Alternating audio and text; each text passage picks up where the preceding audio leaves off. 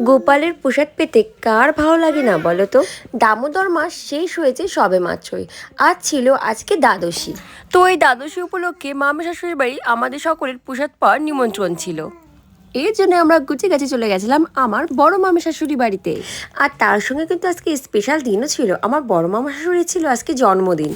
তো দেখো প্রসাদ হিসেবে কিন্তু চলে এসেছে গরম গরম খিচুড়ি আর তার সঙ্গে এই তরকারি। আর খিচুড়ি প্রসাদ পেতে কার কার ভালো লাগে কমেন্টে কিন্তু অবশ্যই তোমরা জানিও। দেখো আমিও কিন্তু বসে পড়েছি, কারণ অনেকটা দেরি হয়ে যাচ্ছিল আর আমার পুচকি তো বাড়িতে ওয়েট করছিল।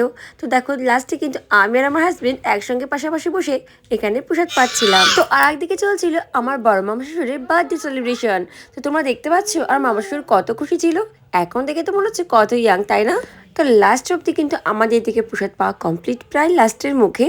আর তোমাদের এই ব্লগটি কেমন লাগলো, এই ছোট্ট একটি মিনি ব্লগ তোমাদের সঙ্গে শেয়ার করলাম, কেমন লাগলো অবশ্যই তোমরা কমেন্টে জানিও। আর তোমরা কারা কারা এই খিচুড়ির প্রসাদ বা গোপালের প্রসাদ পেতে ভালোবাসো তারাও কিন্তু অবশ্যই কমেন্টে জানিও। সঙ্গে ছিল অনেক পুচকু পাচকে, তাদেরকে নিয়ে আমি ভিডিওতে নিয়ে এসেছি।